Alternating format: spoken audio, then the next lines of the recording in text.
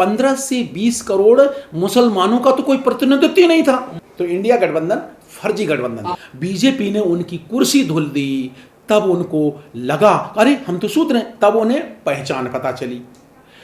अब अखिलेश जी को कांग्रेस ने जब इंसल्ट फिर बेइज्जती कर दी तो उनको लगा अरे सवाल ये है क्या उन्हें दोस्त और दुश्मन की पहचान है? नहीं है। अगर दोस्त दुश्मन की पहचान होती तो अखिलेश जी इंडिया गठबंधन में नहीं जाते। कांग्रेस ने बहुजनों के नेतृत्व को बर्बाद किया है। बहुजन समाज पार्टी की विरोधी क्यों है? सारी पार्टियां बहुजन समाज पार्टी से ही लड़ाई क्यों है उनकी?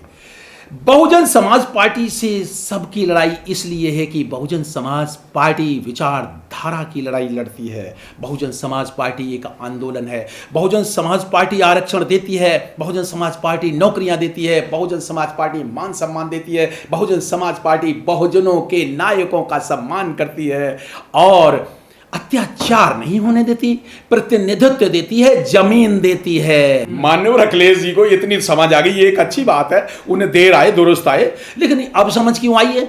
जब उनको 4 सीटें के लिए 4 सीटें मांगने गए और वो 4 भी नहीं मिली, तब इनको समझ में आई पहले क्यों नहीं। जब बहन जी पहले कह रही थी कि कांग्रेस बीजेपी से मिली हुई है, कांग्रेस ही बीजेपी की बी टीम है, आरएसएस है, आरएसएस की पार्टियां हैं 3।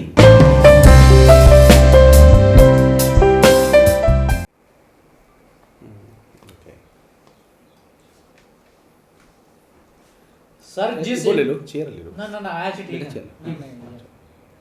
सर जिस इंडिया गठबंधन के बदौलत लोग कह रहे हैं कि हम बीजेपी को हराएंगे, मोदी को सरकार चलाएंगे, वो तो टूटता हुआ नजर आ रहा है। जिस प्रकार अखिलेश के साथ कांग्रेस ने किया है, उस बर्ताव को आप कैसे देख रहे हैं सर? मान्यवर गजेंद्र जी, एक्चुअली ये गठबंधन था ही कब? इंडिया तो नाम दे दिया, ये इंडिया गठबंधन पूरा कभी इंडिया था ही नहीं। क्योंकि ना इसमें जो बहुजनों का, दलित, SC ST का कोई भी प्रतिनिधित्व था, ना मुस्लिम माइनॉरिटी का कोई प्रतिनिधित्व था। बताइए हमें, कोई मुस्लिम लीडर का कोई प्रतिनिधित्व होता तो हमें बताइए, नहीं था। शेड्यूल ट्राइब का कोई प्रतिनिधि होता नहीं था।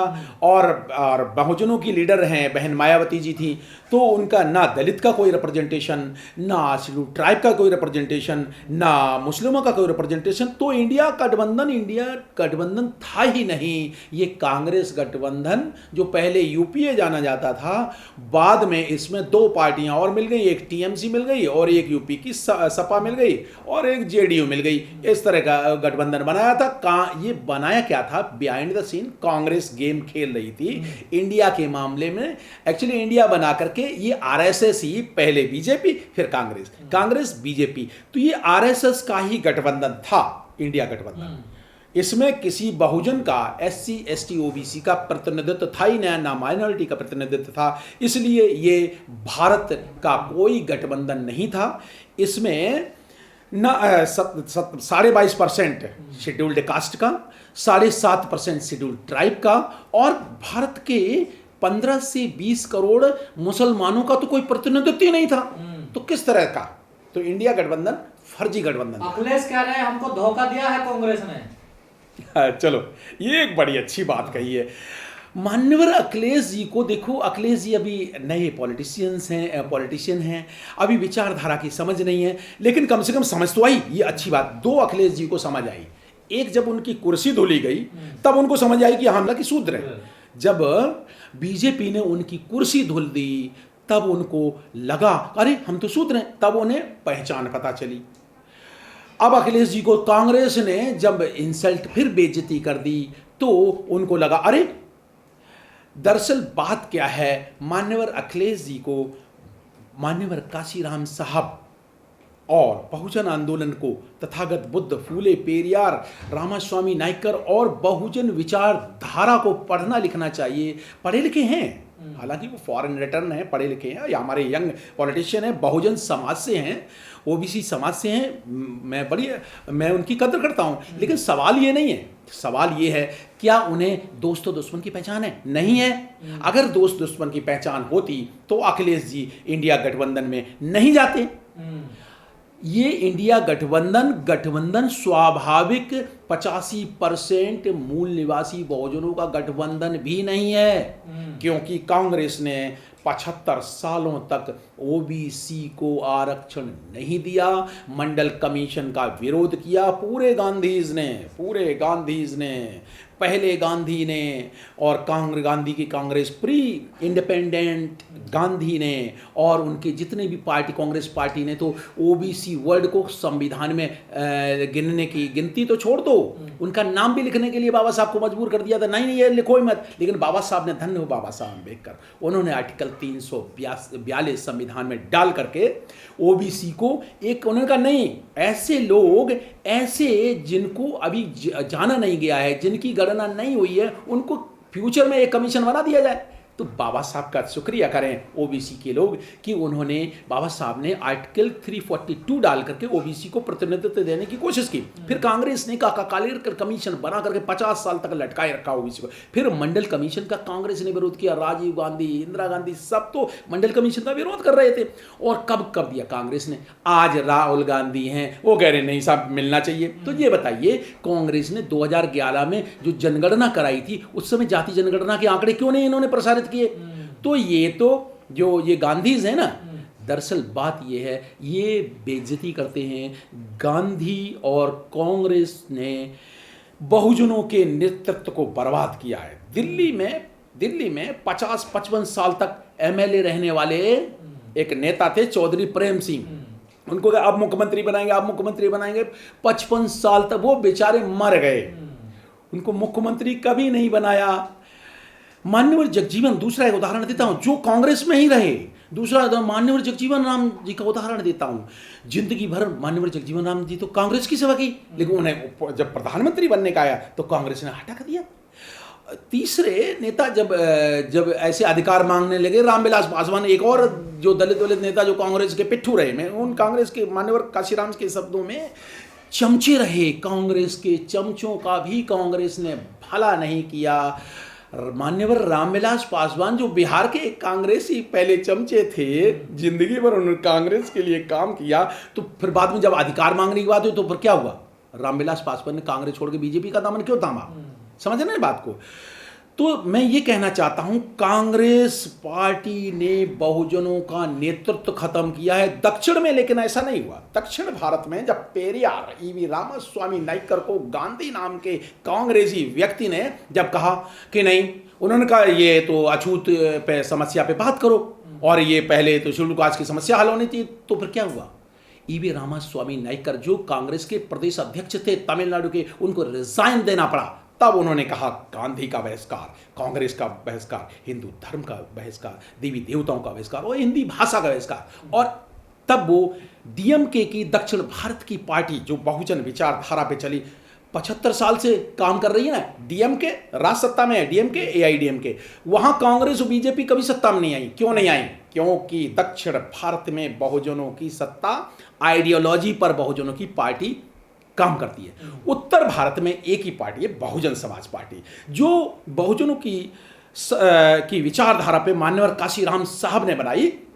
बामसेव व DS4 के संस्थापक मान्यवर काशीराम साहब ने बहुजन समाज पार्टी बनाई, जो कि आइडियोलॉजी पर काम करती है। तो आप देख रहे हैं उत्तर भारत में हो क्या रहा है। उत्तर भारत में सभी पार्टियां बीएसपी की विरोधी हैं।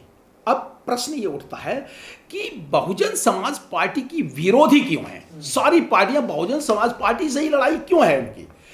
बहुजन समाज पार्टी से सबकी लड़ाई इसलिए है कि बहुजन समाज पार्टी विचारधारा की लड़ाई लड़ती है। बहुजन समाज पार्टी एक आंदोलन है। बहुजन समाज पार्टी आरक्षण देती है, बहुजन समाज पार्टी नौकरियां देती है, बहुजन समाज पार्टी मान सम्मान देती है, बहुजन समाज पार्टी बहुजनों के नायकों का सम्मान करती है और अत्याचार नहीं होने देती, प्रतिनिधित्व देती है, जमीन देती है, जमीन देती है। यादव कह रहे हैं कि कांग्रेस बीजेपी से मिली हुई है। ये बात तो ठीक कही है। मान्यवर अखिलेश जी को इतनी समझ आ गई, ये एक अच्छी बात है। उन्हें देर आए दुरुस्त आए, लेकिन अब समझ क्यों आई है? जब उनको 4 सीटें के लिए 4 सीटें मांगने गए और वो 4 भी नहीं मिली, तब इनको समझ में आई। पहले क्यों नहीं? जब बहन जी पहले कह रही थी कि कांग्रेस बीजेपी से मिली हुई है, कांग्रेस ही, मैं गजेंद्र जी भारत के बहुजनों को संदेश देना चाहूँगा कि कि दरअसल कांग्रेस ही बीजेपी की बी टीम है, आरएसएस है, आरएसएस की पार्टियां हैं, तीन मुख्य प्रमुख तीन पार्टियां हैं। कांग्रेस पहली, दूसरी पार्टी है बीजेपी और तीसरी पार्टी है आप पार्टी, जो दिल्ली में एक नई पार्टी उभरी है।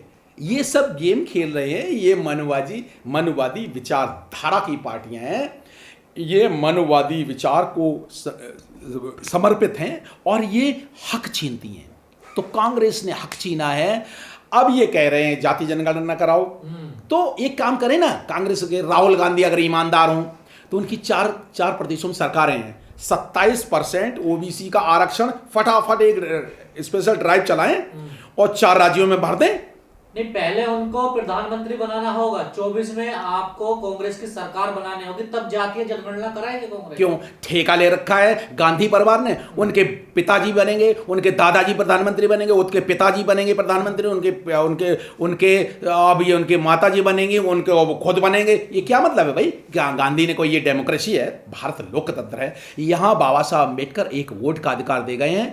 ठेका लेकर राहुल गांधी ने ठेका थोड़ी रखा है। क्या है लीडरशिप का नेतृत्व, उन्होंने क्या किया आंदोलन, बताइए ना मुझे। खड़गे साहब तो राष्ट्रीय अध्यक्ष हैं कांग्रेस के, दलित हैं वो। ये प्रश्न, कांग्रेस हमेशा क्या करती है, बहुजनों का वोट लेने के लिए, एससी एसटी ओबीसी का वोट लेने के लिए कुछ नेता नए नए खड़े करती है। उन्होंने बिहार में रामविलास पासवान, जब मान्यवर काशीराम साहब लड़ाई लड़ रहे थे उत्तर प्रदेश में और नॉर्थ इंडिया में बहुजन समाज पार्टी की, तो उन्होंने हाजीपुर बिहार से एक नेता खड़ा किया, दलित नेता रामविलास पासवान नाम का। और हाजीपुर से, आपको याद हो तो ना याद हो, हाजीपुर से रामविलास पासवान भारत में सबसे ज्यादा वोटों से जीते, रिकॉर्ड जनसंख्या, तो वो जिताते भी रिकॉर्ड जनसंख्या उसे मतदान से हैं।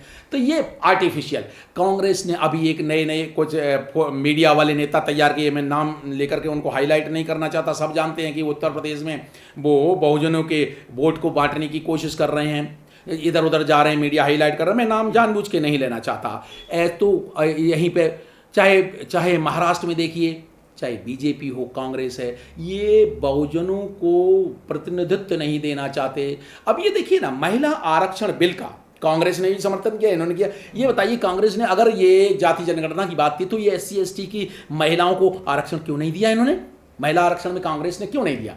ये इनकी नीयत में खोट है, डाउटफुल इंटेग्रिटी है।